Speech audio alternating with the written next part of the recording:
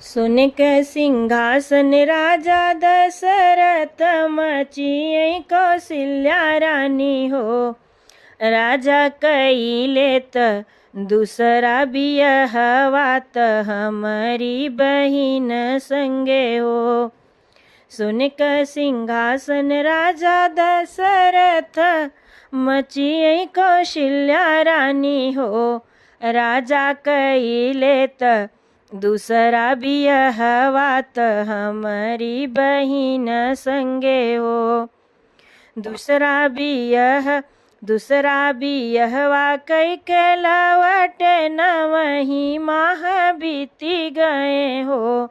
राजा होई गए नगरिया में सोर, तीनहु रानी बाझिनी हो।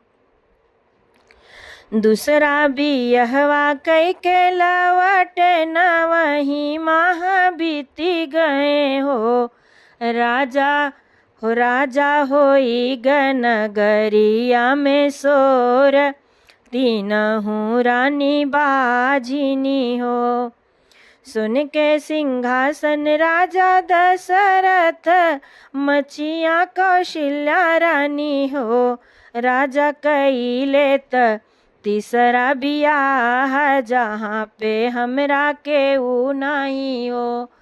राजा कइले त दूसरा बियाह जहाँ पे हमरा के ऊ नहीं हो। तीसरा बियहवा कई के लवट नवही माह बीती गए हो।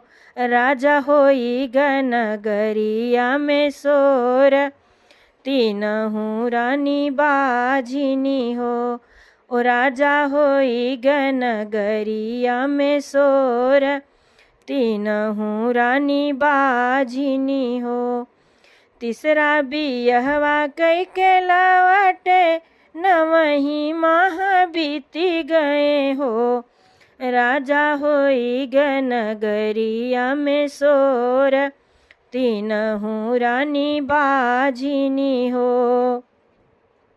हकड़ौना नगर के नौआ हालिय बेगे आवऊ हो। हकड़ौना नगर के नौआ हालिय बेगे आवऊ हो।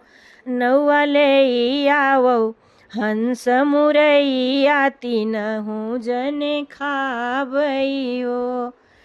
नौआ ले आवऊ हंस मुरैया, तीनहु जने खाबई हो।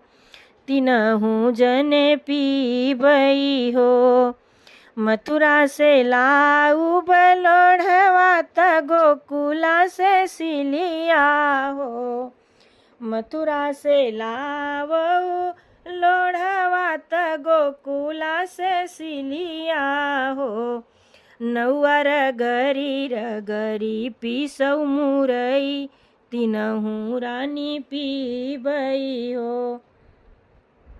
नौआ रगरी पीसऊ मुरई, तीनहु रानी पीबई हो।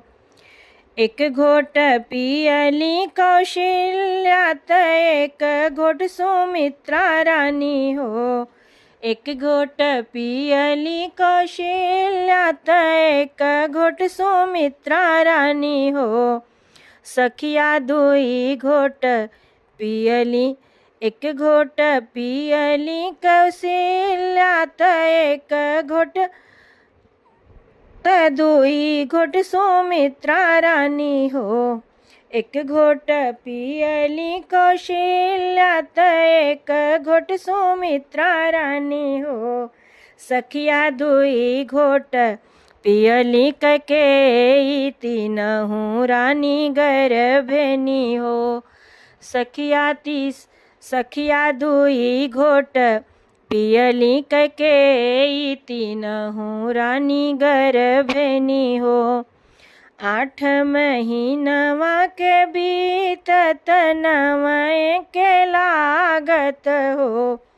सखिया जन में है दीन दयाल, सखिया जन में है दीन दयाल तीनहु घरे सोहर हो। ए सखिया जन में है दीन दयाल तीनहु घरे सोहर हो। सखिया जन में है दीन दयाल तीनहु घरे सोहर हो।